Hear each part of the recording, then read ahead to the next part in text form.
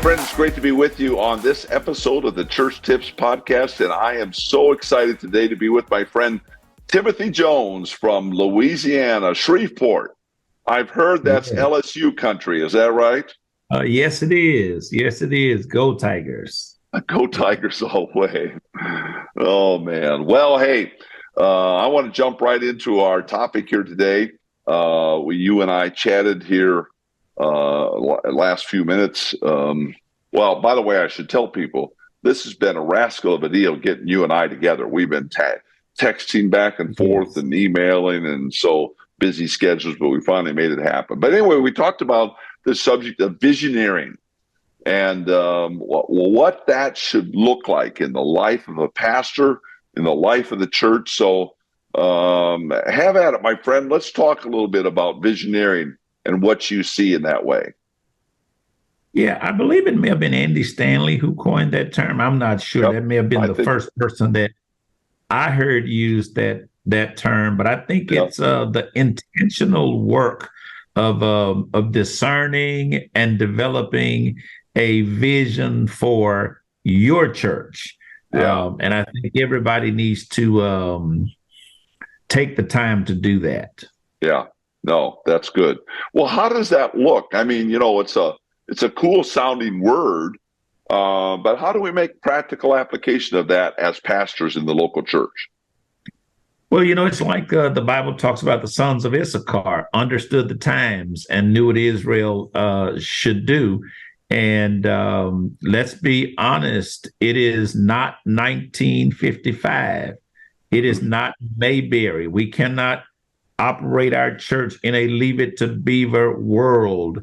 Literally, everything has changed. And to be quite frank with you, everything has changed, even in the last 3 years, where life just became radically different from us. So nobody's coming to church. Well, nobody's coming to my church in a horse and buggy. And we're not burning kerosene lamps for lighting and to do ministry with those kinds of approaches and that kind of mindset would definitely miss what I'm calling the postmodern generations. Yeah, exactly. So a pastor sitting here listening to you talk and he's saying, yeah, I agree. Timothy, I agree. So at ground zero at my church, how should I be moving forward in visioneering for my local church? Okay. First of all, don't do it alone. Invite key leaders in your church to join you on your knees for your church. Oh, yeah. Spend some time in prayer, seeking God's face. Be very honest about where your church is, what your challenges are, what your strengths are, your weaknesses. My son once said, "You'll never fix it if you never face it." And invite people. Once upon a time, pastors could walk and church leaders could walk into a meeting with all the right answers. That day is gone. Right. We now have to walk into the meeting with all the right questions. Yeah. Good. Yes. Good. And when you put the right questions before people, they are going to respond. They are going to get engaged, especially when you're talking about things that they are spiritually, emotionally, and mentally invested in. Every grandmother sitting in the pews of every church wants to see her grandchildren walking intimately with God. Yep. So when you walk into a room and you ask, how can we engage generations that are not here? Because I know you want your grandbabies here. Yep. You are going to get some instant pastoral capital, for the lack of a better word, because that's exactly what she wants. Right. No, that's exactly right. So it seems from what you're saying, we as pastors need to develop the skill of questioning of Oh, yeah. asking questions. I mean, Yeah. for some pastors out there that may come natural for the inquisitive types, but for others, they may say, how in the world am I going to figure that out? Right. And the reality is, when you talk to enough people, the questions are going to emerge. Right. Let me give you an example. I love the word centenarian. I love the word centenarian. And What in the world is that? just because I love the word centenarian, once upon a time in my ministry, I would have loved to have had a centenarian club in my church. Guess what? Nobody in my church would qualify because I don't have a centenarian. There's nobody in my church 100 years old. Okay. You understand what I'm saying? So sometimes we are addressing something that may need to be addressed, but may not specifically be an issue for our church or our community. I'm in Louisiana. It would be foolish of me to write an agenda for my church to solve a Seattle problem. Yep. Yep. You understand? And, the dynamics of New York City and the dynamics of my local community are radically different. Different. Yeah. Right. So in questioning your people and coming in to really learn things, you've got to know your culture, know your setting to really be able to properly visioneer with them. It makes me wonder, is this a process that you advocate to be done? I know you said don't do it alone, right? But that is done in a group setting, a pastor and leaders. Is that really the way it all comes together? Yes, of course. And even if the pastor has some convictions and thoughts about what the church ought to be doing, when you bring people into that setting, it's inevitable that somebody's going to start asking you questions.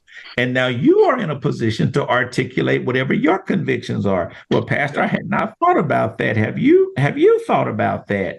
Well, actually, I've done a lot of thinking about that. Everything that I've put in front of you, I've done a lot of thinking about that.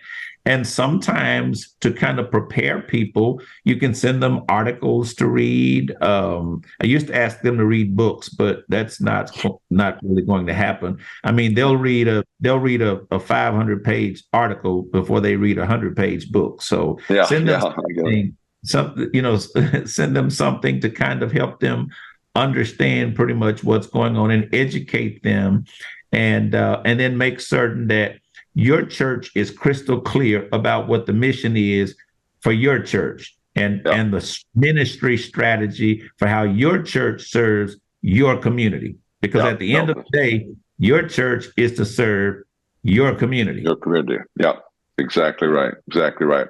So when you get all done with this process, what does it look like? You have the mission statement on the wall. You have. Is it that kind of thing, or is it something that gets inculcated into the DNA of the church, or something else? Yeah, but what's interesting, Dick, is churches, regardless of how long it might take, churches have the privilege to design their DNA. Yeah. I could not have done that. My parents had a lot to do with that. I could not do that. But a church can design its DNA. A church can design its culture. And culture happens whether by design or by default. Yeah. And by default, what we do know is every church grows smaller and older. It's going to get smaller and older by default. By default, if your church did absolutely no ministry, you are still going to have funerals. If you never have a baptism, you're going to have funerals. Yeah. So you have to have conversations and do this by design. And it can take years to change the culture of a church. Dig in, make that commitment, And don't worry so much about how long it might take. Plant seeds. Think about it. The shade that you and I enjoy from the trees that are available to us, those trees were planted by people long before now. Decades ago. Yeah. Decades. Yes. So it can be discouraging because it's not easy to really quantify your progress. Yeah. So that can be overwhelming for us. No, it really can be. This has been so good. I mean, my mind is just kind of swirling on this, thinking about all these varying pieces of this. You know, if a pastor's listening to this and they haven't caught anything you said, what is one thing you want them to remember of this whole conversation? Well, your church needs a roadmap to get to where you're going. Call your leaders together, decide on a destination, and design the map to get to that destination. Yeah. And if you'll do that, you will see fulfilled God's vision for your church come to play. Yes. And let me also encourage you, celebrate the wins. Yeah. Every win that takes place in your church, celebrate that win. We are notorious as pastors for not doing that. Right. We know of good things. We know of the wins, but we think everybody else does, and they don't. Right. And so you got to shout it from the housetop. And when you do, people begin to feel like, wow, things are happening at this place, and good things will happen. Yeah. Right. And then I used to have this thing about your right hand not knowing what your left hand is doing and not talk about what you are doing. But people are going to see your ministry differently when they know that your church has invested tens of thousands of dollars to change the quality of life for the world around us. Yeah. They need to know that. Give them something to celebrate about their church and a reason to invest in the church that they love. Oh, my. Oh, that's so good. That's so good. That is so good. Any parting shots you want to make here? Just a final word to encourage the pastor? Pastors, don't be discouraged. Just know that every church has challenges. You're going, and when you get past these challenges, you're going to have some new challenges. Let's call them and look at them as growth opportunities. There you go. Oh, so good. So good. Pastor Timothy Jones, a good friend of mine from Shreveport, Louisiana. We are so grateful for you taking time to be with us on the Church Tips podcast. And friends, we're really glad to have had you with us. You know, one of the things I always like to make sure pastors are aware of is that we at Leaders.Church want to invest in you. That's why we bring you content like this to help you be better as a leader. And we've created for you a unique opportunity to jump into the 4 Secrets Masterclass that Jonathan and I have put together to help pastors grow in 4 different areas to really be the pastor God has designed them to be and to see their church experience the growth that God has for it. So just go to leaders.church/secrets. That's leaders.church/secrets. You can click on there. It's a free masterclass, and we'd love to spend some time with you in that way. Again, Timothy, thanks for being with us today. And friend, thanks for taking the time to watch the podcast. Make it a great one today, and be blessed. Hey, Jonathan here, real quick before you go.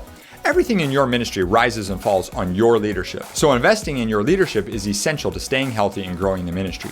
And that's why I want to invite you to join us inside the Leaders.Church membership.